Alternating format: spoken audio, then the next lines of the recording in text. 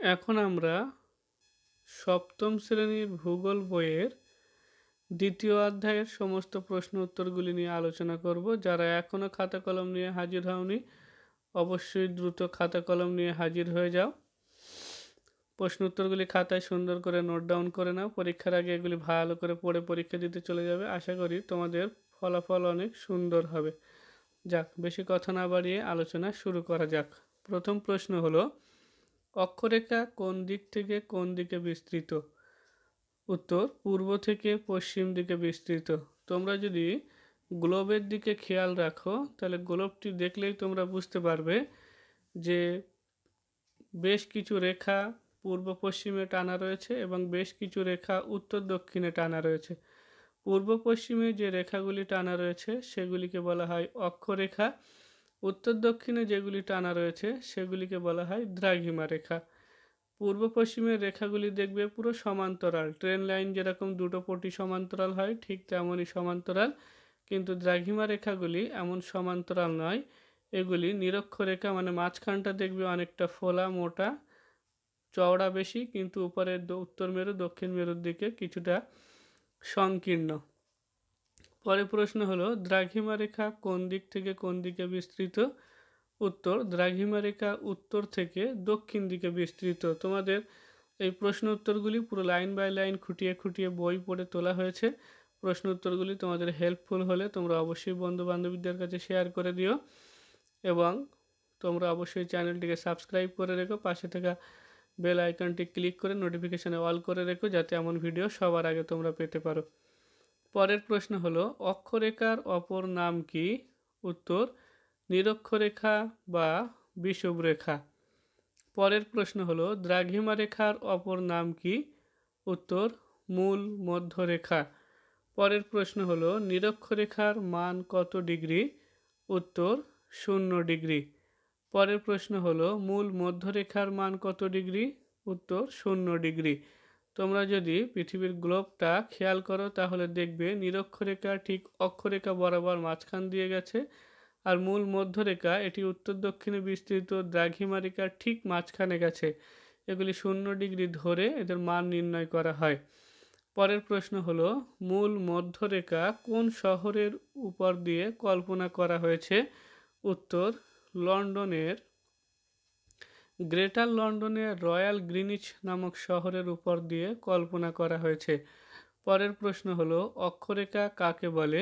উত্তর, নিরক্ষরেখার সমান্তরালে। তোমরা আগেই বলেছি যে নিরক্ষরেখা একদম মাঝখানের, সেই নিরক্ষরেখার সমান্তরালে পূর্ব পশ্চিমে বিস্তৃত কল্পিত রেখাগুলিকেই বলা হয় অক্ষরেখা। পরের প্রশ্ন হলো, দ্রাঘিমা রেখা কাকে বলা হয়?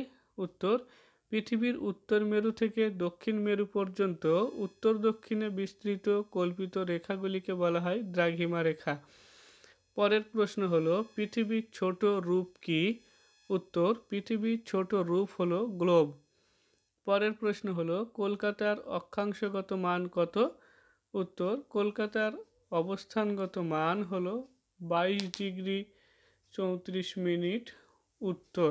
তোমরা বইতে দেখবে এটি 22 ডিগ্রি, যেমন ছোট্ট করে শূন্য হয় ডিগ্রি আর 34 মিনিটের উপরে দুটো দাগ দেওয়া রয়েছে, যেটা সুবিধা হয় সেভাবেই লিখবে। পরের প্রশ্ন হলো, কোনো স্থান পৃথিবী পৃষ্ঠের কতটা উত্তরে বা দক্ষিণে আছে তা কিসের সাহায্যে নির্ণয় করা হয়? উত্তর, অক্ষাংশের দ্বারা নির্ণয় করা হয়। পরের প্রশ্ন হলো, পৃথিবী পৃষ্ঠের কোনো স্থান কতটা পূর্বে বা পশ্চিমে রয়েছে তা কিসের সাহায্যে নির্ণয় করা হয়? উত্তর, মূল মধ্যরেখার সাহায্যে। পরের প্রশ্ন হলো, সূর্যরশ্মি মেরুর দিকে কেমনভাবে পড়ে? উত্তর, তির্যকভাবে পড়ে। পরের প্রশ্ন হলো, মূল মধ্যরেখা থেকে পূর্ব দিকে গেলে সময়ের কীরূপ পরিবর্তন হয়? উত্তর, সময় এগিয়ে যেতে থাকে, অর্থাৎ সেদিকে গেলে সময় বাড়বে। পরের প্রশ্ন হলো, মূল মধ্যরেখা থেকে যদি পশ্চিম দিকে যাওয়া হয় তাহলে আমাদের যেমন ভারতের দিক থেকে যদি তোমরা পশ্চিম দিকে অর্থাৎ গুজরাটের দিকে যাও বা আরব সাগরের দিকে যাও তাহলে সময় কি হবে? পিছিয়ে যেতে থাকবে। পরের প্রশ্ন হলো, পৃথিবী 1 ডিগ্রি ঘুরতে কত সময় লাগে? উত্তর, 4 মিনিট।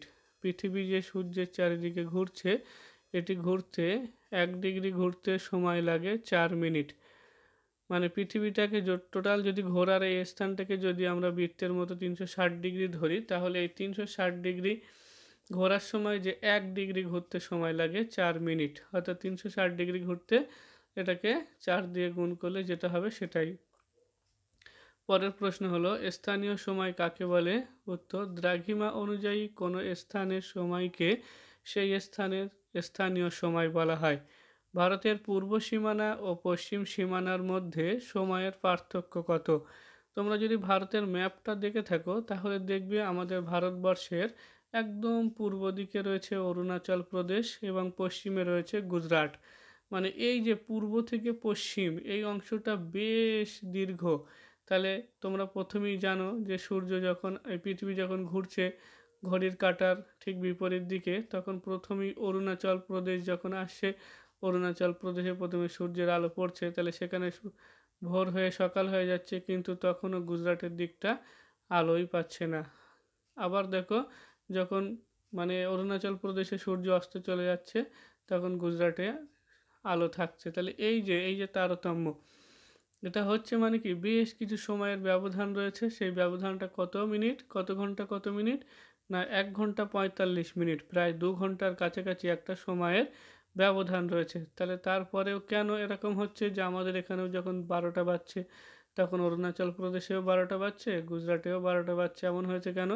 যে না, একটা দেশের ভিতরে যদি সময়ের তারতম্য হয় তাহলে বিভিন্ন সমস্যা দেখা যায়। অর্থাৎ যে প্লেনটা হয়তো আমাদের কলকাতা এয়ারপোর্ট থেকে 2টোর সময় ছাড়বে, সেটা হয়তো দিল্লি গিয়ে নামবে অন্য একটা সময়ে। তখন এই 2টোর সময় সেখানে 2টো 15-20 এমন ডিফারেন্স হলে সময়ের একটা বিরাট সমস্যা তৈরি হবে। যার জন্য কি হয়েছে, আমাদের পুরো ভারতবর্ষের দেশটার ভিতরে সময়ের তারতম্য না করে একই রকমভাবেই রাখা হয়েছে।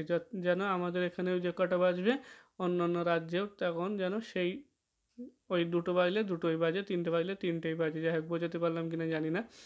পরের প্রশ্ন হলো ভারতের প্রমাণ সময় কত? উত্তর, 82 ডিগ্রি 30 মিনিট পূর্ব দ্রাঘিমা।